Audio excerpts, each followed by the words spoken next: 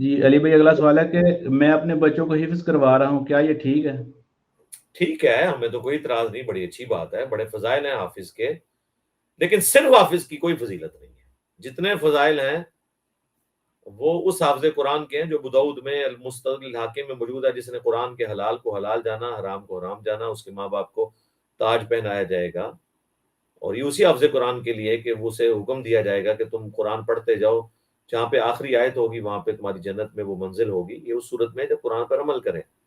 اگر وہ حافظ قرآن ہے اور بابوں کو پکار رہا ہے، جس طرح اکثر حافظ قرآن بابوں کو، مردوں کو پکارنے والے ہیں، ایاک نعبد و ایاک نستعین تراویحوں میں 20 رکعت میں پڑھتے ہیں، لیکن باہر نکل کے بابوں کو پکارتے، تو ایسے حفظ کو کیا کریں؟ اس پہ میری ایک یوٹیوب پہ ویڈیو بھی ہے، افسوس ایسے حافظ قرآن کے اوپر۔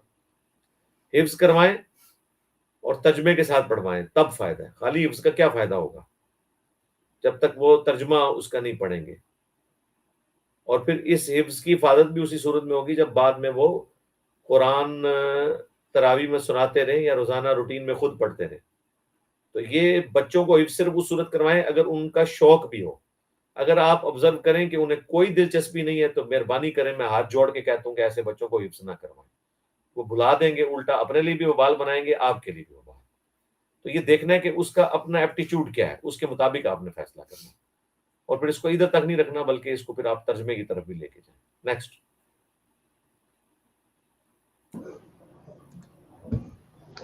نیکسٹ کوشچن ہے علی بھائی، اسکیچ میں کسی جاندار کی تصویر بنانا سیکھنا کیا ناجائز ہے؟ جبکہ پولیس کو مجرم کی پہچان کرواتے وقت اکثر ایسے ہی لوگوں کی ضرورت پڑتی ہے۔ ہاں تو یہ تو بہت کیٹاسٹرافک کنڈیشن ہے نا، ضرور ہونا چاہیے، اسکیچ بنائیں مجرم کو پکڑنے کے لیے۔ جو تصویر من ہے نا میری، آپ اسلامک رولنگز آن پکچرز وہ آپ ویڈیو دیکھ لیں، وہ تصویریں من ہیں جو عبادت کی نیت سے بنائی جاتی ہیں۔ تصویر چھوڑ کے ایک بت بھی ہونا اگر وہ عبادت کی نیت سے نہ ہو یا تعظیم کی نیت سے، تو بت نہیں شمار ہوگا۔ جیسے چھوٹی بچیاں گڑیوں سے کھیلتی ہیں، کھلونوں سے کھیلتی ہیں، تو صحیح بخاری میں موجود ہے، مسلم میں بھی ہے کہ اما عائشہ جو ہیں وہ شادی کے بعد بھی، چونکہ چھوٹی عمر میں شادی ہوئی تھی، وہ گڑیوں سے کھیلتی تھی۔ ابو داؤد میں ایک گھوڑا تھا جس کے پر تھے، تو نبی علیہ السلام نے عذرائے تفنن پوچھا کہ گھوڑے کے تو پر ہی نہیں ہوتے، انہوں نے کہا آپ نے سلمان علیہ السلام کے گھوڑے کے بارے میں نہیں سنا جن کا تخت ہواؤں میں اڑتا تھا؟ تو نبی علیہ السلام اس میں مسکرا پڑے، کیونکہ بچہ اس کی عزت نہیں کرتا، وہ تو کھلونے کو اٹھا کے پھینک بھی دیتا ہے۔ تو اس طرح کے اسکیچ کے اوپر کوئی فتویٰ نہیں لگے گا۔ نیکسٹ۔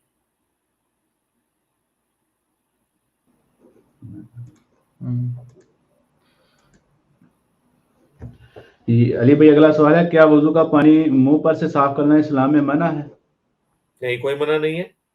کس نے کہہ دیا؟ سردیوں میں تو ضرور کرنا چاہیے، ہر جگہ سے اس کو پہنچنا چاہیے، پہنچنا بھی سنت ہے، نہ پہنچنا بھی سنت ہے، ڈپینڈنگ اپون دی سچویشن۔ گرمیوں میں آپ نہ پہنچیں اور کاٹن کا کپڑا پہنا ہوا ہو تو آپ کمفرٹیبل فیل کرتے ہیں، اگر آپ نے اے سی والی جگہ پہ نہیں جانا تو ٹھنڈی ہوا لگتی ہے، اور سردیوں میں تو ظاہر ہے کہ آپ کا تو پھر منہ کے اوپر جو ہے وہ زخم آنے شروع ہو جاتے ہیں سردی کی وجہ سے، اگر آپ اس کو نہیں پوچھیں گے تو اس میں کوئی ممانعت نہیں ہے، کسی کے نزدیک بھی نہیں ہے، یہ تو اجماعی مسئلہ ہے۔ نیکسٹ۔ نیکسٹ کوشچن ہمارے بھائی آر ایس تور کی طرف سے ہے، پوچھ رہے ہیں اگر کوئی پوری زندگی نیک کام کرے لیکن مرنے وقت غلط الفاظ منہ سے نکل جائے تو کیا وہ بخشش کا حقدار ہوگا؟ پہلے تو آر ایس تور صاحب سے ریکویسٹ ہے کہ آپ لوگوں کو منع کیا ہوا ہے، آپ لوگ روزانہ آ کے اتنے کمنٹس کرتے ہیں، سب سے زیادہ کمنٹس ان کے ہوتے ہیں، جس کی وجہ سے شاہد بھائی کو اور بلال بھائی کو میری ڈانٹ کھانی پڑتی ہے کہ میں جب ریئل ٹائم لائیو سیشن کے اوپر آ کے باقاعدہ ہر بندے کے اوپر کمنٹس کر رہا ہوتا ہوں، وہ ان لوگوں کے لیے جنہوں نے زندگی میں ایک ہی دفعہ ان کی یہ انٹریکشن ہونا ہے میرے ساتھ، وہ بےچارے پاکستان یا جیلم آ نہیں سکتے۔ آپ لوگ اتنا ظلم کر رہے ہوتے ہیں کہ بار بار آپ لوگوں نے آ کے اسے اپنا میدان جنگ بنایا ہوتا ہے کمنٹس کا، جن میں ٹاپ آف دا لسٹ یہ بھائی ہیں۔ تو یہ اپنی حرکتوں سے آپ باز آئیں، آپ کو دین کی خدمت نہیں کر رہے، آپ دعوت کے کام کو نقصان پہنچا رہے ہیں۔ یہ آج آگے کمنٹس کیے ہیں، ٹھیک ہے، آج آپ کے ہم نے لے لیے، ٹھیک ہے نا جی، تو یہ آپ ظلم نہ کیا کریں۔ اب آ رہے ہیں آپ کے سوال کی طرف، اگر کوئی پوری زندگی نیک کام کرے لیکن مرتے وقت اگر اس کے منہ سے غلط الفاظ نکل گئے تو یہ آپ کوئی نہیں ہوتے فیصلہ کرنے والے کہ اس کا کیا معاملہ ہے۔ ہو سکتا ہے وہ اس وقت ہوش میں نہ ہو، کئی لوگ ہیں جن کی موت کے وقت ذہنی توازن بگڑ جاتا ہے، اختلاط کا شکار ہو جاتے ہیں، ان سے عجیب و غریب باتوں کا صدور ہونا شروع ہو جاتا ہے، تو اس کا قطعاً یہ مطلب نہیں ہے کہ اس کی کفر کے اوپر موت ہوئی ہے۔ ایون وہ کلمات کفر بھی اگر بک دے تو کوئی فرق نہیں پڑتا, وہ آخرت میں اللہ نے فیصلہ کرنا ہے, کیونکہ ہمیں پتہ نہیں ہے نا. صحیح بخاری میں تعلیقاً مولا علی کا قول امام بخاری ایک چیپٹر کی ہیڈنگ میں لے کے آئے ہیں کہ 3 لوگوں سے اللہ نے قلم اٹھا لیا ہے, ایک پاگل مجنون شخص, دوسرا سویا ہوا, اور تیسرا نابالغ. اور اس کی پوری سند سنن ابن ماجہ میں موجود ہے. اللہ کے نبی علیہ السلام سے مرفوع حدیث ہے یہ, ان تینوں کے اوپر کوئی گرفت نہیں ہے. تو اب موت کے وقت, موت کی غشی میں بعض اوقات کسی کا ذہنی توازن بگڑ جاتا ہے, اسے یہ پتہ ہی نہیں چلتا کہ وہ کیا بول رہا ہے. ایون نیند میں آپ دیکھیں کہ کیا الفاظ منہ سے نکل جاتے ہیں. کئی بار جن لوگوں کو بولنے کی عادت ہے, آپ ان کو اٹھا کے پوچھے تو ان بیچاروں کو نہیں پتا ہوگا انہوں نے نیند میں کیا بولا ہے, تو آپ ان کے اوپر کوئی شرعی گرفت کریں گے اس بات کے اوپر, یا گالیاں نکال رہے ہیں تو گالی بھی نہیں وہ لکھی جائے گی, کیونکہ وہ اپنے ہوش میں نہیں ہے. لہٰذا اس طرح کے معاملات میں, اور اس کا وائس ورثہ بھی, اگر کسی نے موت کے وقت کلمہ پڑھا ہے, آپ حسن ظن تو ضرور رکھ سکتے ہیں, لیکن یہ ضروری نہیں ہے کہ اب کلمہ پڑھ لیا تو اس کی ایمان پہ ہی ضرور موت ہوئی ہے. ورنہ آپ بریلویوں سے پوچھ لیں کہ اگر کوئی دیوبندی اہل حدیث یا شیعہ مرتے وقت کلمہ پڑھے تو مومن مرا ہے, وہ کہیں گے کلمہ پڑھنے کا کیا فائدہ ہے, عقیدے تو اس کے وہی تھے. پھر آپ کیا کریں گے؟ ہم نے دیکھا ہے سارے فرقوں کے لوگ کلمے پڑھ کے مرے ہوئے ہیں. ظاہر ہے کہ وہ موت کے وقت انسان کو ٹینشن تو ہوتی ہے نا, وہ تو اللہ تعالیٰ فیصلہ کرے گا نا کہ کلمہ تو قادیانی بھی پڑھ رہے ہیں, تو اب دیکھنا ہے نا کہ عقیدہ بھی درست ہے کہ نہیں. تو دونوں صورتوں میں آپ نے کوئی ایکسٹریم رویہ اختیار نہیں کرنا, وہ اللہ کے سپرد کریں. آپ کی ٹینشن ہے ہی نہیں, یہ اللہ کے کرنے کا کام ہے, آپ اپنا کام کریں میرے بھائی. نیکسٹ.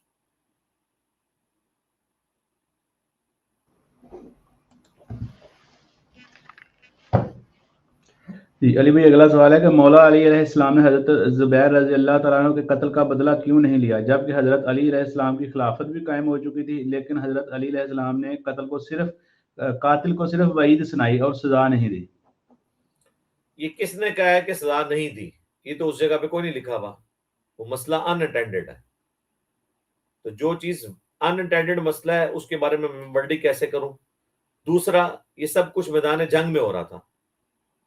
میدان جنگ میں جب اس طرح کی سچویشن ہوتی ہے اور مخالف بندہ لڑنے کے لیے آیا ہوا ہے, اگرچہ حضرت علی کی طرف سے یہ حکم تھا کہ اگر کوئی جنگ چھوڑ کے چلا جائے تو آپ نے اس کا پیچھا نہیں کرنا, لیکن سپوز اگر کسی نے پیچھا کیا ہے تو اس نے اس کو دشمن سمجھتے ہوئے کیا ہے, تو میدان جنگ کا معاملہ بالکل الگ ہوتا ہے. لہٰذا وہ اگر آپ مجھ سے پوچھیں تو اس کا قصاص اس صورت میں بنتا نہیں تھا, وہی ضرور سنائی ہے, کیونکہ میدان جنگ میں اس نے ایسا عمل کیا ہے, تو اس کے اوپر یہ قصاص اس طرح بنتا نہیں تھا. میدان جنگ کے علاوہ اگر وہ کرتا تو پھر تھا. باقی وہ جنگ چھوڑ کے چلے گئے تو اس کو تو نہیں پتہ نا کہ جنگ چھوڑ کے اس حوالے سے گئے ہیں کہ انہیں اپنی غلطی کا احساس ہے. پھر اس سے اگلی بات ہم کریں گے کہ کیا حضرت زبیر کا جنگ چھوڑ دینا کافی تھا؟ ہونا تو چاہیے تھا, حضرت علی کا ساتھ دیتے آ کے, ان کے ہاتھ مضبوط کرتے. ٹھیک ہے نا. جو شیعہ اعتراض کرتے ہیں اس حوالے سے, تو ان کا اعتراض تو جینون ہے کہ خالی چھوڑ کے نیوٹرل ہو جانا, بہرحال وہ اس سے بہتر سٹیپ تھا جو انہوں نے پہلے کیا تھا, لیکن یہ تو حضرت علی کے ہاتھ مضبوط کرنے چاہیے تھے نا. جس طرح عبداللہ بن عمر اپنے آخری وقت میں کہتے تھے, المستدر للحاکم میں ہے اور مجموع الزوائد کے اندر, کہ مجھے پوری زندگی نماز روزہ اور نیکی کے کام چھوڑنے کے اوپر کوئی غم نہیں, سوائے اس چیز کے کہ میں نے باغیوں کے خلاف قتال نہیں کیا مولا علی کے ساتھ مل کے, یہ مجھے غم ہے. آخری وقت میں وہ غم کھاتے تھے. میں نے کربلا ریسرچ پیپر میں بھی یہ روایت ڈالی ہوئی ہے. حالانکہ یہ وہی عبداللہ ابن عمر ہیں جن کے بارے میں بخاری مسلم میں آتا ہے کہ جب واقعہ حرہ کے بعد اہل مدینہ نے, صحابہ اور تابعین نے یزید کی بیعت توڑ دی تو یہ ان کو منع کرتے تھے. اب دیکھ لیں مختلف اوقات انسان کے اوپر آ جاتے ہیں اس طرح. اللہ تعالیٰ اس طرح کی آزمائشوں سے بچائیں. والا ہم تو حضرت زبیر کو جنتی مانتے ہیں, اشرم و اشرم میں سے. ان کی نیکیاں, ان کی اسلام کے لیے خدمات, ان کی غلطیوں کے اوپر بھاری ہے, رضی اللہ تعالیٰ عنہ علیہ السلام. نیکسٹ.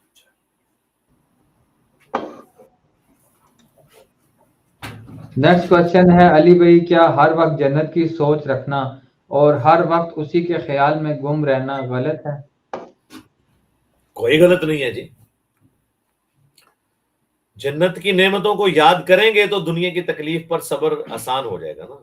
ہم تو ہر وقت جنت کی اس نعمت کے نشے میں رہتے ہیں کہ جنت میں ہمیں اللہ کا دیدار ہونے والا ہے, نبی صلی اللہ علیہ وآلہ وسلم کا دیدار ہونے والا ہے. تو یہ بڑی اچھی بات ہے, بجائے یہ کہ آپ جھوٹے سپنے دیکھیں اور دنیا کی محبت میں ڈوبے رہیں, آخرت کی محبت میں رہیں. بالکل خیالات میں گم رہنا چاہیے. یہ جنت کی لالچ کس نے دی ہے؟ اللہ نے۔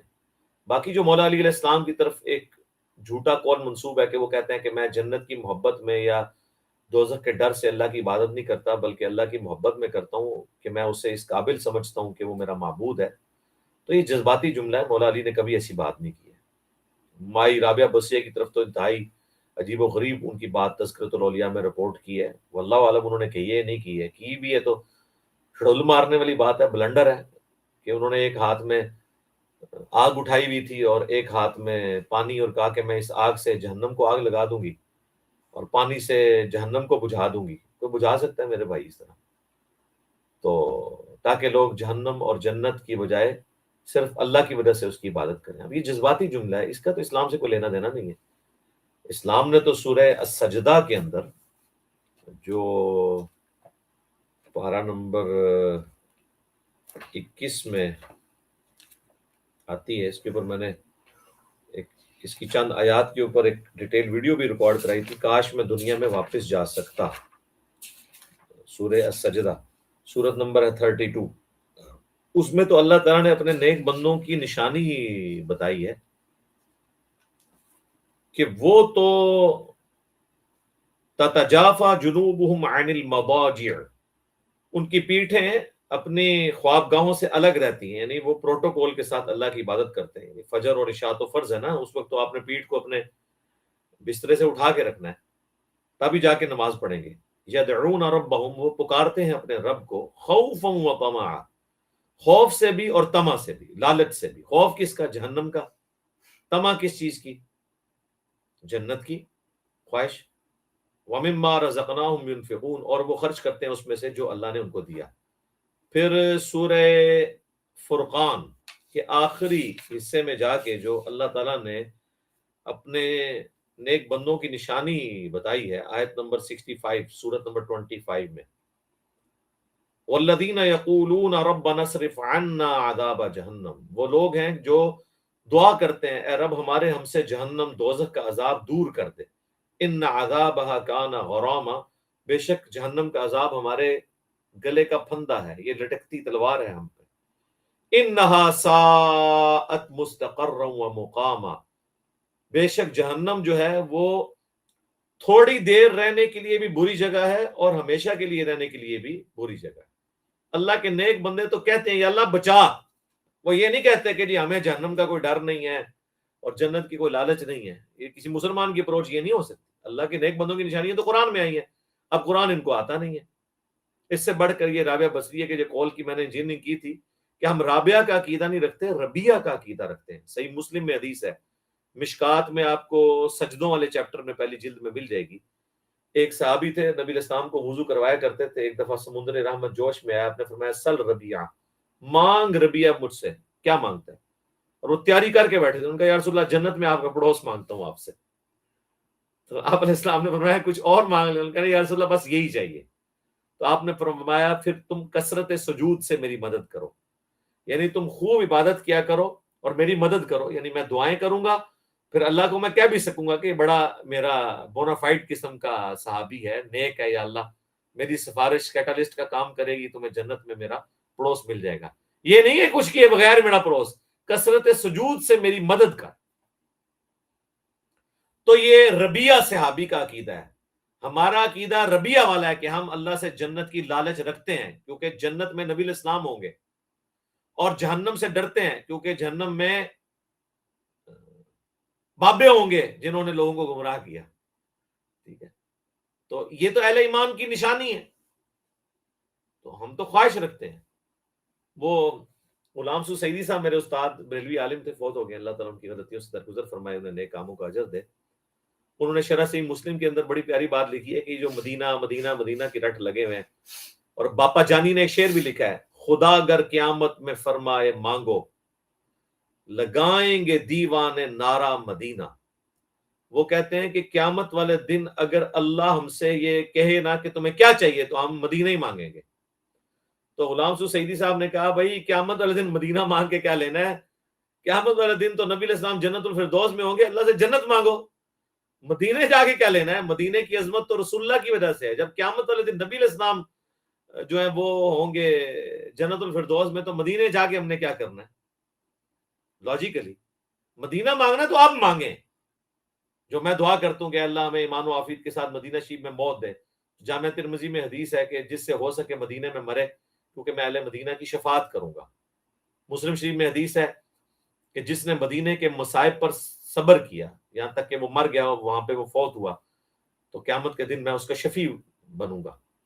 اسی لیے صحیح بخاری میں آتا ہے کہ حضرت عمر فاروق دعا کرتے تھے، اور امام بخاری نے ان کی دعا نقل کی ہے، اللہم ارزقنی شہادتا فی سبیلک وجعل موتی فی بلد رسولک صلی اللہ علیہ وآلہ وسلم. اے اللہ مجھے شہادت کی موت عطا فرمانا اور اپنے نبی کے شہر میں موت دینا. وہ مدینے میں موت مانگتے تھے، اللہ نے دونوں دعائیں قبول کی کہ شہادت بھی ملی، مسجد نبوی میں زخم لگا، موت بھی مدینے میں آئی، اور اس سے بڑھ کر انہیں مدفن نصیب ہوا، جو صحیح بخاری میں ہے کہ انہوں نے اپنے زخم کے دنوں میں، کیونکہ اس کے بعد چند دن آپ زندہ رہے، جو کچھ کھاتے پیتے تھے میدا کٹ گیا تھا، اس سے نکل جاتا تھا. پھر عبداللہ بن عمر کو بھیجا اما عائشہ کے پاس، بخاری کے الفاظ ہیں کہ کہو کہ میں عمر بن خطاب اپنے دو ساتھیوں یعنی رسول اللہ اور ابو بکر کے ساتھ دفن ہونا چاہتا ہے، اور یہ نہ کہنا کہ امیر المومنین، کیونکہ امیر المومنین کا اگر حکم ہو تو پھر اولی الامر منکم کے تحت حضرت عائشہ کے لیے ماننا واجب تھا. بس کہنا عمر بن خطاب عرض کرتا ہے، تاکہ میرے روب کی وجہ سے اجازت نہ دیں، واقعی مجھے اجازت دیں. تو انہوں نے کہا کہ یہ تو جگہ میں نے اپنے لیے رکھی تھی، لیکن آج عمر کو میں اپنے پر ترجیح دیتی ہوں. عبداللہ بن عمر واپس آئے، کہا کہ ابا جان اماں نے اجازت دے دی ہے. تو انہوں نے کہا واللہ اس سے بڑھ کر مجھے کوئی چیز عزیز نہیں تھی کہ میں نبی الاسلام کے پڑوس میں دفن ہوتا. ریاض الجنہ ہے، ظاہر ہے بخاری مسلم کے الفاظ ہیں، میرے گھر سے میرے ممبر تک، میرے ممبر سے لے کر میرے گھر تک جنت کے ٹکڑوں میں سے ایک ٹکڑا ہے ریاض الجنہ.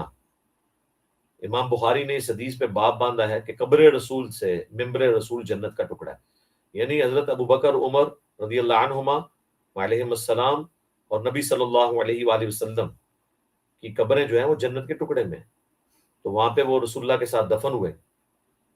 تو پھر بھی کہا کہ جب میں مر جاؤں پھر اما عائشہ سے اجازت لینا دوبارہ سے، ہو سکتا ہے ابھی میرے روب کی وجہ سے اجازت دی ہو، اور اگر انہوں نے اجازت دی ٹھیک، ورنہ مجھے مسلمانوں کے قبرستان بقیع غرقد میں دفن کر دینا. اسی پہ میں نے کہا تھا نا کہ جو لوگ کہتے ہیں کہ حضرت ابو بکر نے وصیت کی تھی مولا علی کو کہ میری لاش لے جانا تو خود کنڈی کھلے گی. کنڈی خود کیوں کھلے گی؟ اما عائشہ اندر موجود ہیں، ان کی بیٹی ہیں، کنڈی، اور وہ کہتے ہیں نہیں تالا کھلا، وہ جو ہے کہانی باز ایک مولوی ان کا، ٹھیک ہے جی، کنڈی کھلی ہوئی. اما عائشہ نے حضرت عمر کو اجازت دے دی، اپنے باپ کے لیے اجازت نہیں دینی تھی، اور اگر باپ کے لیے کنڈی کھلی تھی تو حضرت عمر کہتے ہیں کہ جی میں بھی پکا یار ہوں، میرے سے بھی کنڈی کھل جائے گی.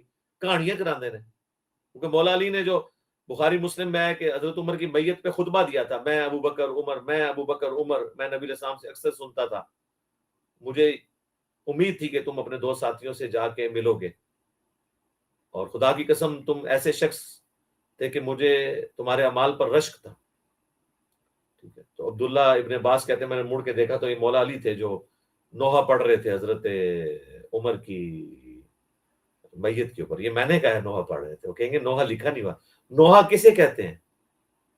ہاں جی، المعجم الکبیر طبرانی میں موجود ہے. ام سلمہ کہتی ہیں کہ میں نے حسین ابن علی کی شہادت کے اوپر جنوں کو نوحہ کرتے سنا ہے. اس میں نوحہ کے الفاظ ہیں، نوحہ ایسا رونا جس میں آپ کسی کے لیے تعریفی کلمات کہیں، چیخو پکار نہ ہو. تو حضرت علی نے نوحہ پڑھا ہے حضرت عمر کی بیعت کے اوپر، لیکن یہ ان ہستیوں کے لیے خاصہ تھا. آج آپ نے کوئی ایسے شرکیہ قسم کے کوئی نوحے نہیں پڑھنے کے جس میں آپ نے استغاثہ ہی ہو گیا، مدد مانگ رہے ہو ان ہستیوں سے. ٹھیک ہے، ہاں ان کی قربانیوں کو یاد کر کے روئیں، بالکل ٹھیک ہے، چیخو پکار نہ کریں، ماتم نہ کریں، چھریاں نہ چلائیں، تو ٹھیک ہے. ہمیں حسین تو قیامت تک جاری ہے انشاءاللہ تعالی. تو بات کہاں سے کہاں نکل گئی، کیونکہ میں نے فی البدی باتیں کرنی ہوتی ہیں. ہاں جی نیکسٹ.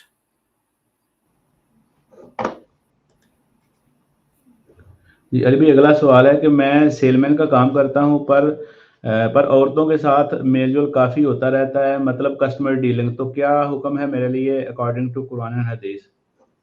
قرآن و حدیث تو حکم ہے کہ فوراً سے پہلے کوئی ایسی جاب دیکھیں جس میں آپ کو اس آزمائش سے گزرنا نہ پڑے. یہ جاب تو حرام نہیں ہے لیکن فتنوں سے بھرپور ہے.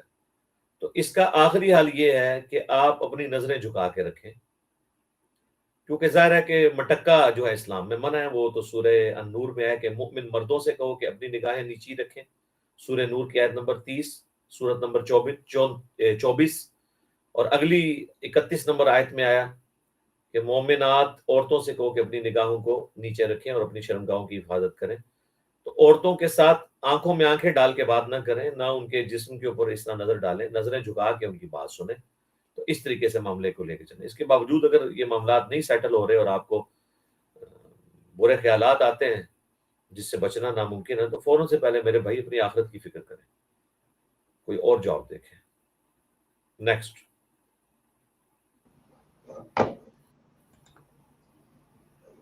نیکسٹ کوشچن ہے علی بھائی، آپ کہتے ہیں کہ ویل انوینٹ کرنے کی ضرورت نہیں ہے، قرآن کے ترجمے کے معاملے میں اب ٹھیک ہے، لیکن حدیث کی تخریج پر کیسے اندھے علماء پر یقین کر لوں، جبکہ ایک کو حدیث کی تخریج کا علم جان کر خود پڑتال کرنی چاہیے؟ ہاں جی، پہلی تو میرے بھائی ہے کہ یہ تخریج لفظ نہیں ہوتا، یہ تحکیم لفظ ہوتا ہے۔ تحکیم کہتے ہیں صحیح اور ضعیف اور موضوع کا حکم لگانا، تحکیم حکم میں سے نکلا ہے۔ جیسے تحکیم ہوئی تھی حضرت مولا علی علیہ السلام اور حضرت معاویہ رضی اللہ تعالیٰ کے درمیان، وہاں پہ بھی فیصلہ ہونا تھا، فیصلہ کرنا کہ حدیث صحیح ہے ضعیف ہے۔ تخریج اخراج نکالنا، ڈیڈکٹ کرنا، تخریج کہتے ہیں جس طرح مشکات والوں نے تخریج کی ہوئی ہے کہ انہوں نے پرائمری بکس سے لی ہوئی ہیں حدیثیں، بخاری سے، مسلم سے، ابو داؤد سے، اور اس کے نیچے تخریج ہوئی ہے کہ مشکات والے نے یہ حدیث صحیح بخاری کی فلاں چیپٹر سے لی ہے۔ اسے ہم کہتے ہیں کہ یہ نکالی کہاں سے گئی ہے، تو اس عمل کو کہتے ہیں تخریج۔ تحکیم یہ ہے کہ صحیح اور ضعیف کے حکم لگانا، لہٰذا یہاں پہ لفظ ہونا چاہیے تھا تحکیم۔ یہ میں نے آپ کو کوئی ٹونٹ کرنے کے لیے نہیں، بلکہ میں چونکہ ٹیچر ہوں، ٹیچر کی جو بھی بات ہوتی ہے وہ سکھانے کے لیے ہوتی ہے، اور میرے دماغ میں بھی کبھی یہ ٹونٹ نہیں آتا۔ بڑے مجمع میں لوگوں نے آگے بڑے بڑے عجیب طریقے سے سوالات کیے ہیں، اور یہ قرآن نیچے ایک آیت ہے، اب میں چاہوں تو ان کو میں تنگ بھی کر سکتا ہوں، نکالو کہاں لکھی ہوئی ہے، لیکن میں سولوشن اینڈ پہ ہوتا ہوں، میں کہتا ہوں ہاں ہے، اس طرح نہیں، ایسے ہے، وہ یہ ہے، حدیث ہے، ایسے نہیں ہے، ایسے ہے۔ مولویوں کے پاس جائیں نا، وہ لاگے عربی والی پھینکتے ہیں، نکال کہاں لکھی ہوئی ہے، کیونکہ وہ سکھانے کے لیے نہیں بیٹھے، وہ لڑنے کے لیے بیٹھے ہیں۔ پرابلم اینڈ پہ، ہم سولوشن اینڈ پہ۔ احادیث کی تحکیم کے حوالے سے اندھا اعتماد آپ نہ کریں میرے بھائی، لیکن ہم ایک موٹی بات کرتے ہیں کہ بخاری اور مسلم کے اوپر تو اتفاق ہے نا، آپ نے پہلے 15,000 حدیثیں بخاری اور مسلم کی ملا کے پڑھ لی ہیں، مکمل ان کے اوپر کام کر لیا ہے، جس کی اوپر حکم جو لگے ہوئے امت نے ایکسپٹ کیے ہیں۔ شاہ ولی اللہ دہلوی نے بھی لکھا حجت اللہ البالغہ میں، احمد بریلوی نے بھی لکھا، اشرف علی تھانوی صاحب نے بھی لکھا کہ بخاری و مسلم کی تمام متصل الاسناد مرفوع احادیث قطعی الصحت ہیں۔ جب آپ یہ پڑھ چکے پھر آگے چلیں گے نا، اور اس میں بھی تحکیم کے حوالے سے آپ تحقیق کرنا چاہتے ہیں ضرور کریں، ہمیں کوئی اعتراض نہیں ہے، لیکن پہلے آپ مین جو چیزیں ہیں پھر یہ یاد رکھیے گا، بخاری مسلم 24 کیرٹ سونا ہے۔ ہم کسی روایت کو ایکسپٹ کرنے کے لیے تیار نہیں ہے جو بخاری و مسلم کے بالکل 180 ڈگری خلاف ہو۔ یہ ہو سکتا ہے کہ اس کی تفصیل میں موجود ہو، لیکن یہ نہیں ہو سکتا کہ بالکل 180 ڈگری قرآن کے اور بخاری مسلم کے خلاف ہو اور ہم اس روایت کو ایکسپٹ کر لیں، پھر تو ہم انہی لوگوں کی تحکیم کو مانیں گے جو اس کے اوپر ضعیف کا حکم لگا رہے ہوں گے۔ لاجیکل ہے، کیونکہ وہ تو 24 کیرٹ سونا ہے، تو آپ کریں میرے بھائی، ہم آپ کو منع نہیں کرتے۔ ویل انوینٹ کرنے سے منع اس لیے کرتے ہیں کہ پہلے آپ نے قرآن کا ترجمہ پڑھ لیا جو 24 کیرٹ سونا ہے، بخاری مسلم پڑھ لی، مکمل نوٹس بنا لیے، اس کو ماسٹر کر لیے، پھر آگے چلیں نا۔ جیسے لوگ کہتے ہیں مجھے تورات پڑھنے کا شوق ہے، قرآن پڑھا نہیں ہوا، اچھا تورات پڑھ کے کیا لینا ہے میرے بھائی پھر آپ نے؟ یہ اس لیے ہم منع کر رہے ہوتے ہیں، آپ کریں ضرور، ہمیں تو کوئی اعتراض نہیں، بالکل کریں۔ نیکسٹ۔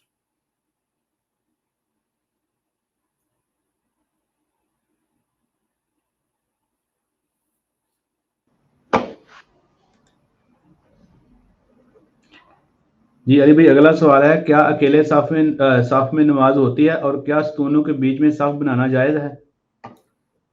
بہتر تو ہے کہ نہ بنائیں، ستون ایسے سیٹ کیے ہونے چاہیے کہ صف نہ ٹوٹے، اس اعتبار سے اسے سیٹ کریں۔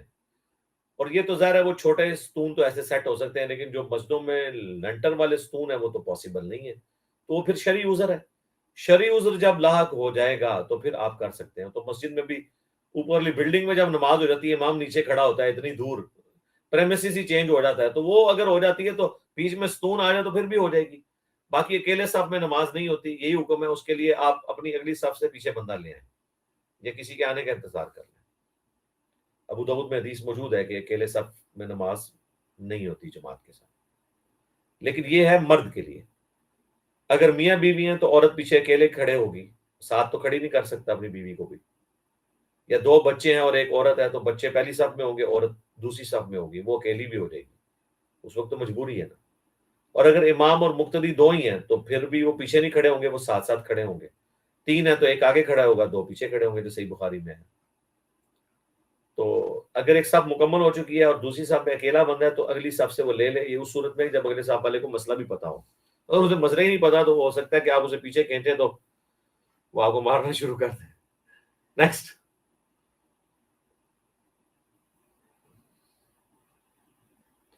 آپ اسے پیچھے کھینچے اور آپ کو کھینچ کے وہ جوتیوں والی جگہ پہ لے جائے اکرام مسلم کرنے کے لیے. جی علی بھائی نیکسٹ کوشچن ہے. علی بھائی موٹر سائیکل کی ٹینکی پر سورۃ الکوثر پڑھ کر پھونکنے سے کیا موٹر سائیکل پیٹرول کم کھاتا ہے؟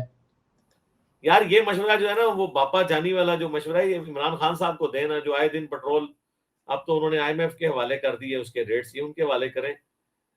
ان کے پاس تو ہر وقت تصویر بھی ہوتی ہے ماشاءاللہ. پرائم منسٹر صاحب تو سورہ کوثر پڑھ پڑھ کے پھونکتے رہے ان ٹینکیوں کے اوپر, ان تیل کی لائنوں کے اوپر پڑھ پڑھ کے پھونکتے رہے تاکہ پاکستان کا پیٹرول پورا ہو جائے. اور یہ باپا جانی سے ہم ریکویسٹ کرتے ہیں کہ یہ آپ اپنے سارے مرید, 40 لاکھ سے زیادہ ان کے مریدین تو موجود ہیں اس وقت پاکستان میں, اس سے بھی زیادہ ہیں. یہ تو بہت پرانا فگر میں آپ کو بتا رہا ہوں. تو ان کو جو پاکستان میں جہاں جہاں تیل کے کنویں نکلے ہوئے ہیں, اٹک کے اندر ہے, بلکہ ہمارے جیلم میں بھی ایک کنواں موجود ہے ضلع جیلم کے اندر جہاں سے تیل نکل رہا ہے, تو ہر علاقے میں اپنے مریدوں کو ان تیلوں کے اوپر بھیجیں, وہاں جا کے سورہ کوثر پڑھیں تو ہمیں باہر سے امپورٹ ہی نہ کرنا پڑے, جو ہمیں اربوں ڈالر کا پیٹرول امپورٹ کرنا پڑتا ہے, یہیں سے پورا ہو جائے. یہ سب کہانیاں کرا رہے ہیں میرے بھائی, جھوٹ بول رہے ہیں. اس طرح کرنے سے کچھ بھی نہیں ہوتا, کچھ بھی نہیں ہوتا.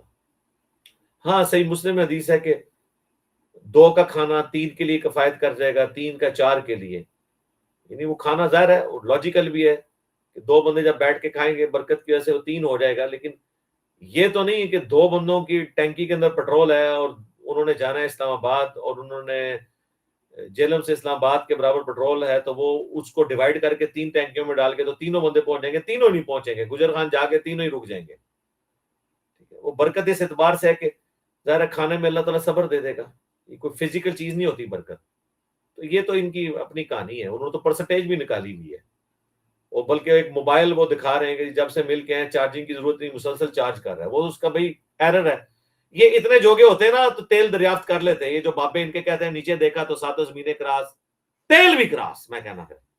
اور سر ایڈون نے ہی آ کے دیکھا ہے 1853 میں جو پنسلوینیا کے اندر وہ تیل کا کنواں ہے, اتنی بڑی داڑھی ہے اس کی سر ایڈون کی, مسلمان نہیں سی, کوئی بابا نہیں سی, تو اڑے بابے کو تیل بھی دریافت نہیں ہوا. موٹر سائیکل بنا ہی لیندے.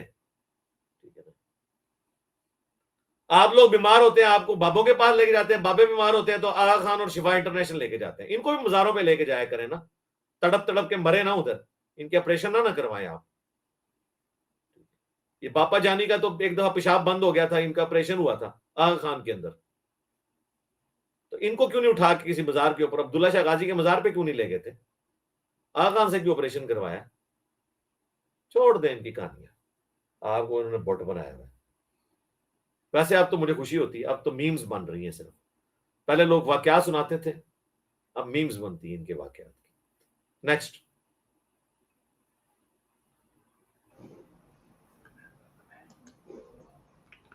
جی علی بھائی نیکسٹ کوشچن ہے, فجر میں قیام کی حالت میں موبائل پر قرآن پڑھ سکتے ہیں؟ پڑھیں, پڑھ سکتے نہیں, پڑھیں. میری ایک ویڈیو بھی ہے کہ زندگی میں قرآن کو کیسے داخل کریں. اس میں میں نے کہا ہے کہ امام مسجد کے ہاتھ گرم کرنے پڑے نا پیسوں سے, کریں ان کو کہیں یار فجر اور عشاء اور مغرب جاری نمازوں میں ایک ترتیب سے قرآن شروع کرو, اگر تمہیں نہیں آتا تو موبائل یا مصحف پکڑ کے شروع کرو اور آپ بھی پیچھے کریں تاکہ روٹین بنے, صرف قیام اللیل نہیں. اور یہ ثابت ہے صحیح بخاری میں, امام بخاری تعلیقاً یہ روایت لے گئے ہیں کہ زکوان ایک غلام تھا حضرت عائشہ کا, جو مصحف پکڑ کے ان کو قیام اللیل کرواتا تھا. اس کی پوری سند جو ہے سن کبری البیہقی کے اندر مصنف ابن ابی شیبہ میں موجود ہے, باقاعدہ اس میں چیپٹر موجود ہیں کہ صحابہ اور تابعین جو ہیں وہ مصحف پڑھ کے قیام اللیل بھی کرواتے تھے اور بعض حافظ کرا رہے ہوتے تھے اور پیچھے وہ سنتے تھے.